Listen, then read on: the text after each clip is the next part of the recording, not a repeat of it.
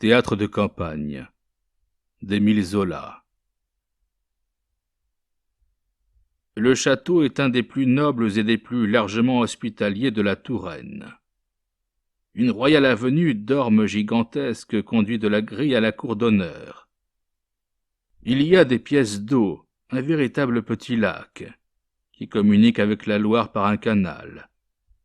Un parc immense, dont les taillis s'étendent à une lieue. On y chasse et on y pêche. Les faisans et les truites en sont connus de toute la province.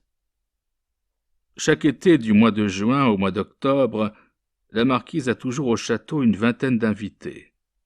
Elle garde l'usage princier d'inviter des amis par série.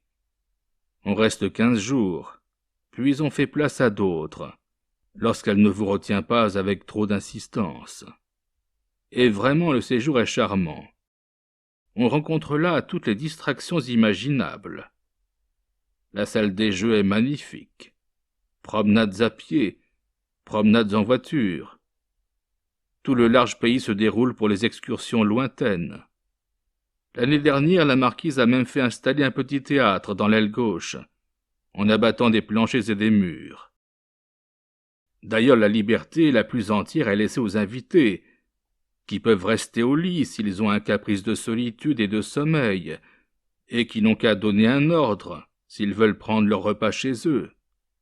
Ce jour-là, par un temps de pluie, on répète au château Indiana et Charlemagne. Le vieux vaudeville un peu leste qui fait la joie des théâtres de campagne. Comme il ne compte que 2 personnages, il est très facile à monter. Le décor aussi est des plus simples. 2 chambres, l'une de grisette, l'autre d'étudiants, séparées par une cloison. Mais la marquise a dû employer toute sa diplomatie pour arriver à confier le rôle d'Indiana à sa nièce Gilberte, et celui de Charlemagne au jeune comte Maxime, un garçon aimable et correct. Gilberte n'a que 25 ans, et depuis 3 ans déjà elle est veuve.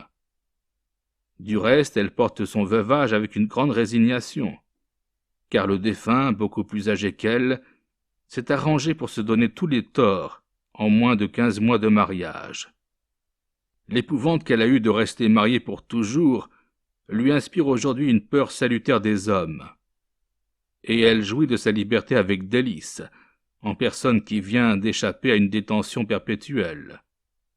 Au demeurant, elle est de tempérament raisonnable. Quant à Maxime, il est parfait, et cela dit tout. On ne saurait se hasarder à deviner ce qu'il pense, car il est douteux qu'il le sache lui-même. Mais il monte supérieurement à cheval, s'est déjà battu 2 fois correctement, a eu les bonnes fortunes qu'il devait avoir. Une chose pourtant le distingue. Il joue la comédie de salon à ravir. Du moins, les dames le goûtent beaucoup. Il a eu un succès énorme l'hiver dernier dans le rôle de Charlemagne. Et c'est ici que les soucis de la marquise ont commencé. Sa nièce Gilberte, dans le rôle d'Indiana, a également remporté des triomphes. Elle est prête à le jouer une fois de plus. Mais quand sa tante nomme le comte, elle refuse très nettement. À toutes les questions, elle répond qu'il ne lui plaît pas. Voilà tout. Elle n'a rien contre lui. C'est à peine si elle l'a entrevu 2 ou 3 fois. Seulement, il ne lui plaît pas. Et cela doit suffire. Car elle ne peut pas jouer avec un homme qui ne lui plaît pas. Elle sent qu'elle serait exécrable. Puis, un matin de pluie, la jeune veuve dit négligemment à sa tante. « Alors on ne répète pas. Tu sais que j'attends toujours le bon plaisir de ton ami. Il faut donc le prier, ce monsieur. Les répétitions sont menées vivement.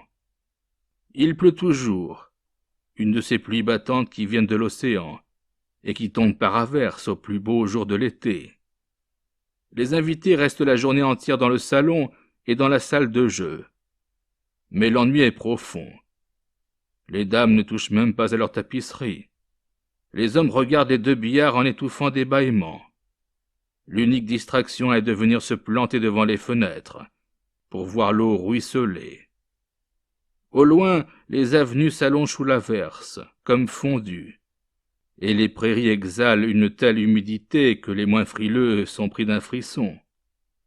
On tente bien de s'introduire dans la petite salle de spectacle, afin d'assister aux répétitions, mais Gilberte a déclaré qu'elle ne jouerait pas, si une seule personne était assez indiscrète pour violer la consigne. Tous les domestiques du château sont employés à faire bonne garde. On en a planté un à chaque porte, et une véritable armée protège les coulisses. Seule la marquise est admise dans la salle.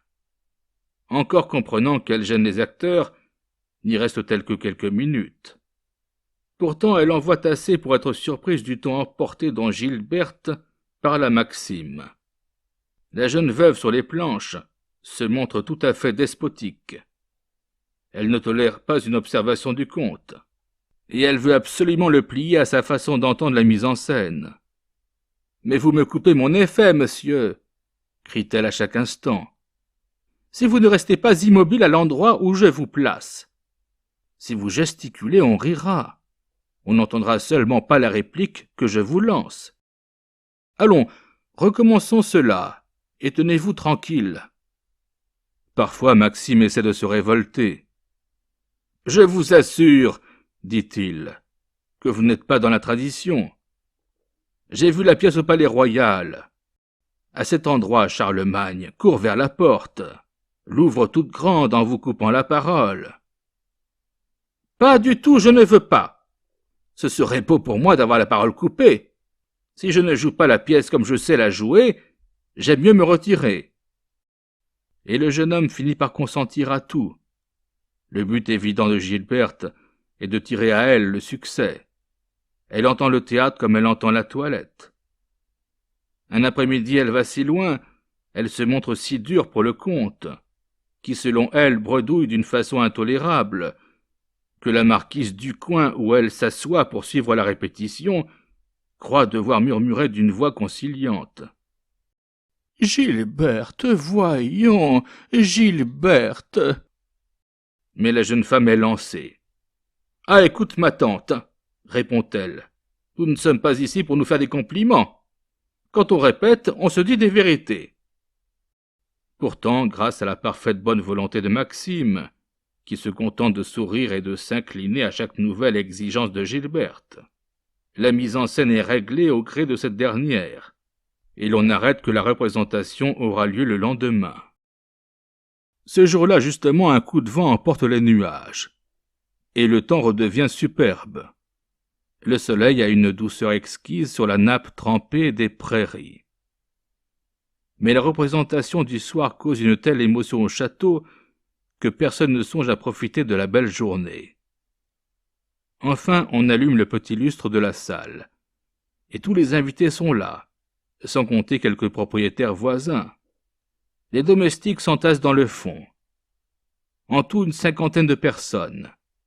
C'est un public considérable. Jamais Gilberte n'a joué devant tant de monde. Aussi est-elle très émue. Le rideau s'écarte, la pièce commence. On l'a reculé le plus possible. Il est 10 heures. On trouve le déguisement d'Indiana délicieux. Elle est en folie, une jupe et une petite veste de soie rose, garnie de paillettes d'argent. Charlemagne, en chicard, est également très applaudi. Personne n'ignore que le vaudeville repose sur cette simple donnée. Indiana et Charlemagne rentrent tous les deux du bal masqué. Et comme ils habitent des chambres qui se touchent, peu à peu ils voisinent. Et ils finissent par n'avoir qu'une chambre, à la chute du rideau, après s'être fortement querellés. Cet acte risqué est enlevé avec une verve extraordinaire par Gilberte et Maxime. On dirait qu'elle a grandi dans une mansarde, tant elle rit de bon cœur. Quant à lui, il reste trop correct. C'est le sentiment général. Cependant, lorsqu'on referme les rideaux, tous les deux sont rappelés et doivent reparaître au milieu des bravos. 2 heures plus tard, comme minuit sonne, et que le château dort sous un clair de lune superbe, Gilberte est chez elle, devant une fenêtre, regardant l'avenue dont les ormes s'enfoncent dans la clarté blanche, pareil à un défilé de géants. Elle rêve, avec un sourire, sans avoir conscience de l'heure. Elle n'a pas même pris la peine de retirer son costume. Cela d'abord l'a amusée, de garder sa jupe et sa petite veste de soie. Et maintenant elle s'imagine qu'elle est fleuriste, qu'elle va descendre de son 5e étage pour aller au bal de l'opéra. Comme ce serait drôle. Tout d'un coup, son rêve continue. On a frappé à la porte. « Qui est là ?»« Moi, » dit une voix basse. « Qui, vous ?»« Charlemagne. Vous savez bien votre voisin. » Il se fait un silence. Puis la voix ajoute. « Ouvrez vite, voisine. J'ai quelque chose à vous dire. Ouvrez, qu'on ne me surprenne pas. » Alors Gilberte ouvre, très égayée, et Maxime entre vivement. Lui non plus n'a pas quitté son costume de chicard. Il ferme la porte. Reste un peu gêné d'abord. « Qu'avez-vous donc à me dire ?» demande la jeune femme. Il prend la voix d'acteur qu'il avait en bas, sur les planches, et il répond bravement. « J'ai à vous dire que je vous aime, voisine. »« Et vous êtes venu exprès ?»« Mais oui, à minuit passé, quand tout le monde dort. Certainement. N'est-ce pas l'heure où l'on se dérange pour aller dire ces choses-là ?» Gilberte est décidément très amusée de l'aventure. Elle pense d'abord se prêter à un jeu. La pièce recommence avec son langage familier, ses allures libres. Ni l'un ni l'autre n'ont leur voix habituelle, mais une voix de tête qui semble leur faire croire qu'ils sont en dehors des conditions ordinaires de l'existence. À un moment, dans le vaudeville, il faut que Charlemagne aille pousser le verrou. Maxime se lève et pousse le verrou. Gilberte trouve cela naturel. Il la saisit dans ses bras, c'est encore naturel. Il l'embrasse. Elle ne se défend pas, et lui rend presque son baiser. Tout cela est dans la pièce. Et le pis est que le rideau est tombé depuis longtemps, lorsque Gilberte s'aperçoit qu'ils ont poussé un peu loin le dénouement. La lune s'est couchée.